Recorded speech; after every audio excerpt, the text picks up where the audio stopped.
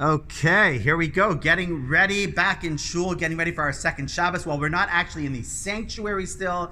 We're all set up in the social hall, which I don't think they realize would be called the social hall because of the social distance seating that we have. The masks, if anybody still wants a special Shari Tefillah COVID edition for a donation of any kind to the shul, we have a few left. Sanitizers, we're ready to go for 9 o'clock tomorrow morning. All you have to do is register in advance on the website, and we look forward to seeing you. However, obviously, we're well aware of the fact that it's not yet the time for everyone to be back, and therefore I wanted to share a message with each and every one of you going into this wonderful Shabbos. This Shabbos is a double header. 2 portions of Torah that we're going to be reading, a double parsha, Chukas and Balak. And whenever I think of Parshas Balak, I think of one of the most famous stories of Rabbi Avram Yeshua Heschel, known as the Apter Rav, who had a famous teaching that in every single parsha throughout the entire Torah, you will see the mitzvah of V'ahavta l'reacha kamocha. Love your fellow neighbor like yourself. In fact, he was so makbid, he was so particular on this mitzvah, he was known as the Ohev Yisrael, someone who loved the Jewish people.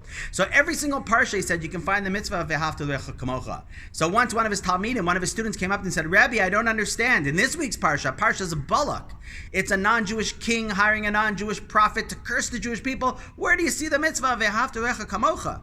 He looked at me and says, I don't understand. It's obvious. It's right in the name Balak.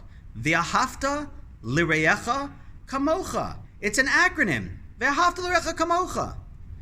Rabbi, that's a mistake. Balak doesn't spell V'ahavta l'reacha kamocha. The bays would have to be a vav. The kuf would have to be a chaf. To which the Apter Rav, the Ohev Yisrael, looks at him and says, listen, if you're going to be that particular about things, how do you ever expect to fulfill the mitzvah of V'ahavta l'reacha kamocha?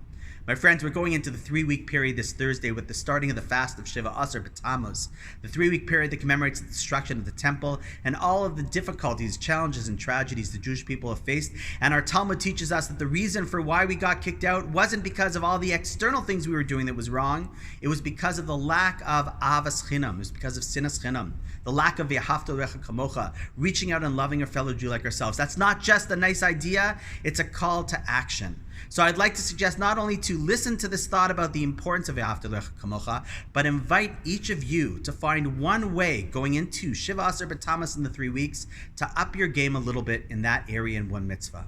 Maybe there's somebody you haven't called in weeks that would be a nice idea to just reach out to. Someone that you should sit there and say sorry, because one thing we realized during this whole crazy COVID period is that really the truth is all that's important is that we're okay and that we get along and that we're in this together. And may we be zocha, may we merit by reaching out to each other, V'ahavta l'reacha kamocha, see an end to this current difficult time that we're in and the ultimate difficult time we've been living in. So we should go ahead and see a geula, a redemption for all the tragedies the Jewish people and the world has faced, and ultimately be able to return back to Israel with El Al flights coming back on. B'mheira v'yameinu, wishing you a great Shabbos. Don't forget to register. And as always, if there's anything that I or my wife can do, you know where to reach us. Please don't hesitate to reach out. Good Shabbos, miss you, and love you.